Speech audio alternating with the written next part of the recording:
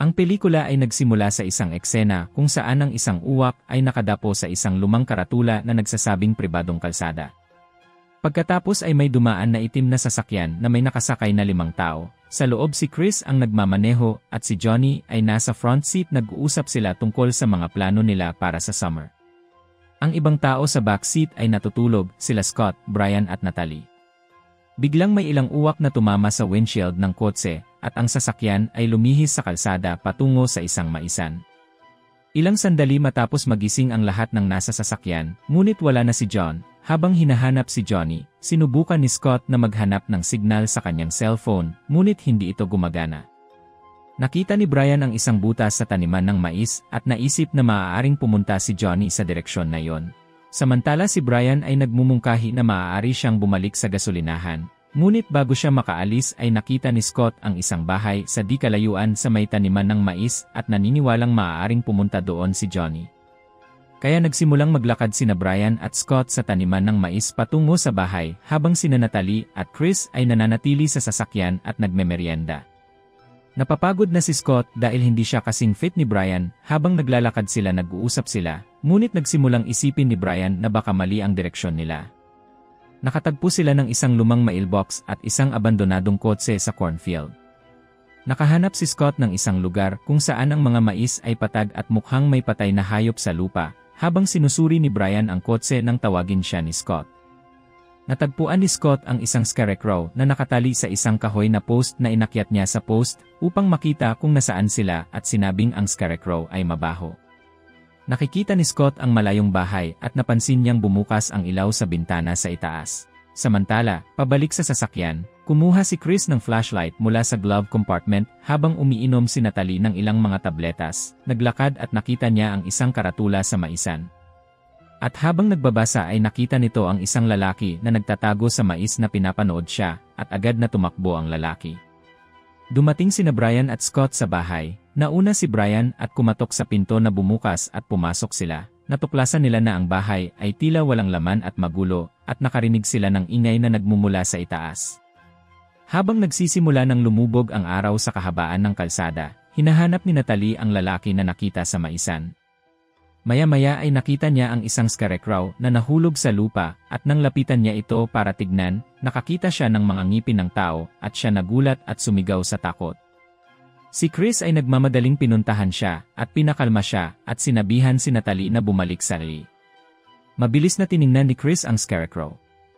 Ipinahayag ni Natalie ang kanyang pagnanais na hanapin si Brian. Kinuha ni Chris ang flashlight at sinundan si Natalie sa maisan. Samantala sa bahay ay umakyat sina Brian at Scott. Binuksan ni Brian ang isang pinto at pumasok sila sa isang silid kung saan ang mga dingding ay natatakpan ng mga mansa ng dugo. Sa sulok ng kwarto ay may nakita silang gumagamit ng sewing machine na pagtanto nilang ito ay si Johnny na nasa kakaibang estado na puno ng dugo at mukhang zombie. Pinasadahan ni Johnny ang mga pako sa kanyang mga daliri at nagtatahi ng maskara ng scarecrow na gawa sa sako. Huminto si Johnny sa pananahi at itinaas ang maskara, ngunit pagkatapos ay bumagsak sa ibabaw ng makinang panahi at namatay ang ilaw. Samantala, dumating si Natalie sa mailbox. Sa kotse ay may narinig siyang kung ano sa maisan at nagsimulang makaramdam ng takot na may dumaan sa kanya ng ilang beses na nagiging sanhi ng kanyang pinsala sa bawat oras. Narinig ni Chris at Brian ang kanyang sigaw at tumakbo para tulungan siya. Naunang dumating si Chris at nakita siya ngunit hinila siya palayo. Hinabol niya siya ngunit hindi sinasadyang nabangga niya si Brian. Sa sandaling iyon ang araw ay halos lumubog na. At si Scott ay nananatili sa labas ng bahay habang lumulubog ang gabi. Natuklasan ni Brian at Chris si Natalie na nakabaligtad na nakabitin sa isang kahoy na krus na puno ng dugo. Tumakbo si Brian sa kanya at sinubukang hawakan siya, ngunit hinila siya ng isang lubid sa kanyang paanan pataas. Sinisiyasat ni Brian kung sino ang maaaring humihila ng lubid, ngunit wala siyang makita na kahit sino. Samantala si Chris ay nakarinig ng mga boses at ang mga mata ni Natalie ay nagsimulang lumiwanag. Siya ay tumakbo sa maisan, habang si Brian ay pinuputol ang mga lubid na nakatali kay Natalie. Bumalik si Chris sa bahay sa pamamagitan ng taniman ng mais at nakita si Scott.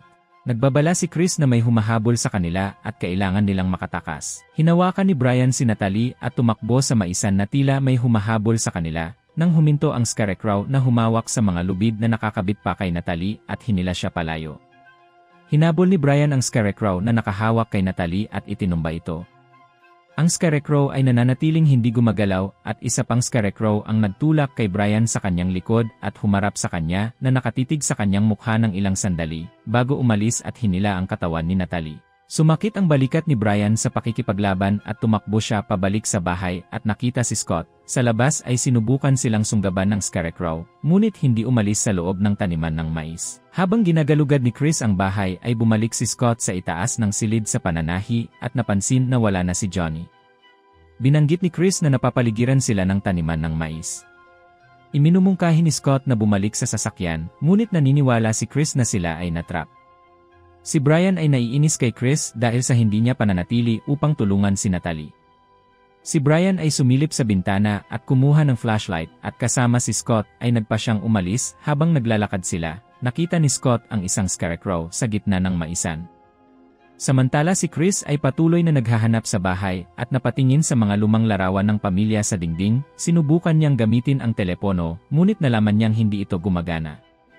Sa labas ng bahay ay sinisiyasat ni Brian at Scott ang ilang mga sasakyan upang makita kung may gumagana. Naghahanap sila ng mga susi, ngunit ang mga sasakyan ay puno ng mga sapot ng gagamba at may mga sirang bintana. Gayunpaman nakahanap sila ng isang maganda at mukhang gumagana na sasakyan, ngunit hindi nila mahanap ang mga susi. Habang naghahanap sa garahe, natuklasan ni Brian ang ilang bala ng rifle sa isang kahon at napansin ni Scott ang isang Scarecrow na nakahiga sa isang workbench. Sinuri niya ito ng malapitan at bigla siyang hinablot nito. Tinulungan siyang tumayo ni Brian, ngunit hindi niya napansin ang pag-atake. Nang tumayo si Scott ay tila nakakakita siya ng isang vision sa gitna ng tirik na araw.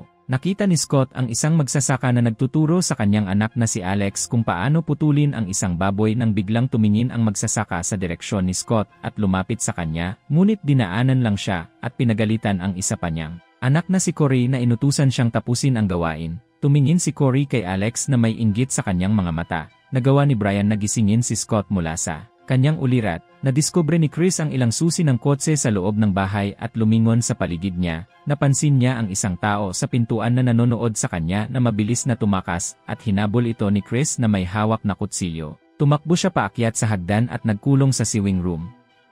Sa madilim na liwanag ay ginagamit niya ang kanyang lighter para makakita, ngunit biglang bumukas ang ilaw sa kwarto na ikinatakot niya at dahil dito ay nahulog niya ang lighter. Pagdungkaw sa bintana ay nakita ni Chris na may pumasok sa bahay at tinawag ang pangalan nila Brian at Scott. Bumukas ang pinto sa sewing room at tumambad sa kanya ang walang buhay na si Natalie na puno ng dugo at umupo sa makinang panahi at sumara ang pinto sa likod niya. Bumalik sina Brian at Scott sa bahay at tinawag ni Scott si Chris ngunit ayaw bumukas ng pinto. Masakit na pinupukpok ni Natalie ang mga kuko sa kanyang mga daliri. Ipinaliwanag ni Scott na nakalock ang pinto mula sa loob. Pilit na pinipilit ni Brian na buksan ang pinto para tawagin si Natalie. Habang nagsisimula siyang manahi tumakbo si Brian pababa habang inutusan ni Scott si Chris na umakyat sa bintana patungo sa bubong at binuhat ni Chris ang bintana upang makatakas. Nang si Chris ay nakasabit sa bintana ay huminto si Natalie sa pananahi at tumitig sa kanyang direksyon at bumagsak ang bintana mula sa kanyang kamay at nabagsakan ang kanyang mga daliri. Nahulog siya sa sahig na wala ng malay. Bumalik si Brian na may dalang palakol at tumakbo sa itaas ng silid sa pananahi, ngunit nawala si Natalie. Si Brian ay sumisigaw sa pagkadismaya.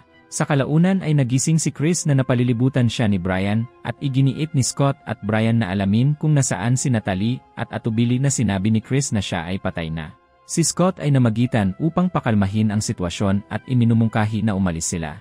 Nahanap ni Chris ang susi ng sasakyan, ngunit tumanggi si Brian na umalis nang hindi kasama si Natalie at kinuha ang susi ni Chris. Umalis si Scott at nagkaroon ng isa pang pangitain. Nakita niya si Corey sa cornfield na kumakaway para sundan siya nang biglang naging malinaw ang paligid at sinundan ni Scott si Corey patungo sa isang Scarecrow.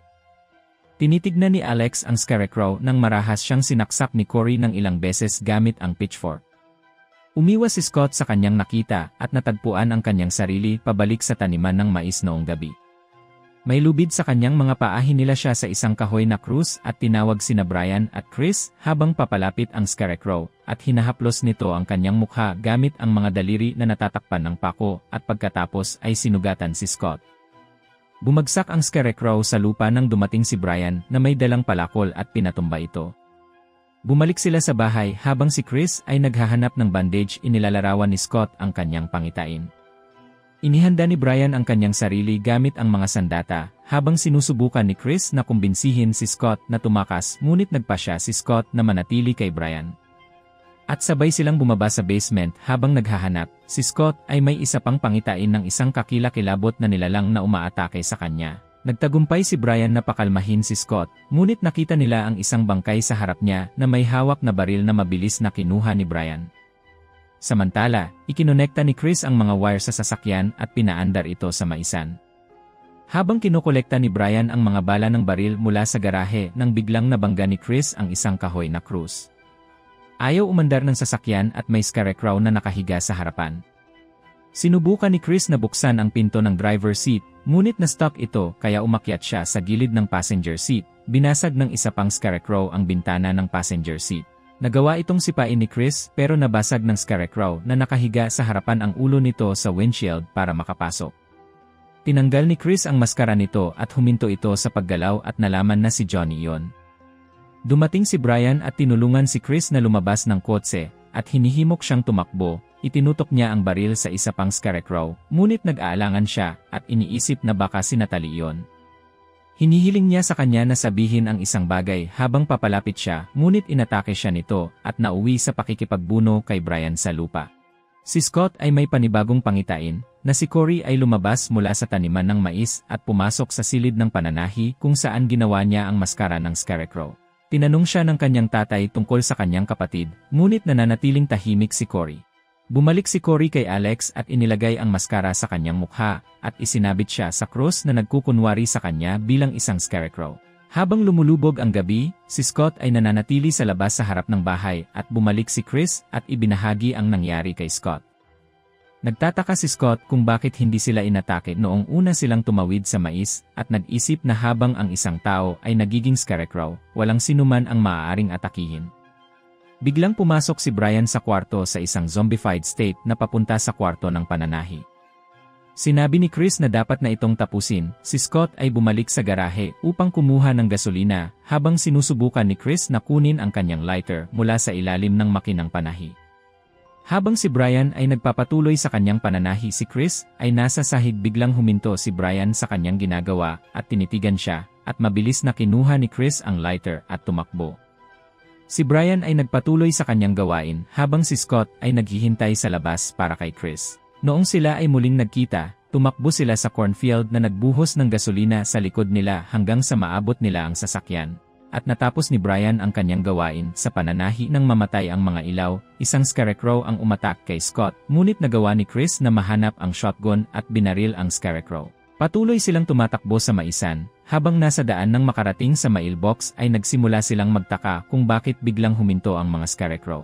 Tumakbo si Brian palabas ng bahay at nagpasya sina Scott at Chris na maghiwalay dahil hindi nila mahabol si Brian at ang mga scarecrow. Nagpasya silang magkita sa daan. Sinubukan ni Chris na barilin si Brian, ngunit sinunggaban siya ni Brian na tinulak siya papunta sa isang kahoy na nagtulak sa kanya. Pagkatapos ay bumangon sa likod ni Chris si Brian at naglunsad ng isang bagong pag-atake na sumugat sa kanyang katawan. Nagawa ni Chris na tanggalin ang maskara ni Brian na naging sanhi ng kanyang pagbagsak. Si Scott ay patuloy na tumatakbo habang binubuhos ang fuel at sinisindi ito, ngunit ang lighter ay hindi gumagana. Nahuli ng scarecrow at iginapos ang kanyang mga binti ng lubid at kinalagkad siya pabalik sa cornfield kung saan inaatake ng scarecrow si Chris sa desperadong sitwasyon. Naalala ni Scott ang kanyang pangitain na si Corey ay inaatake si Alex at naghanap ng pitchfork. Ginamit ni Scott ang pitchfork para saksakin ang umaataking scarecrow, ngunit nagawa ng scarecrow na kaladkarin siya pabalik. Si Chris sa isang huling sandali ay sinunggaban ang scarecrow at hinihimok si Scott na tumakbo. Sa kasamaang palad pinatay ng scarecrow si Chris gamit ang pitchfork.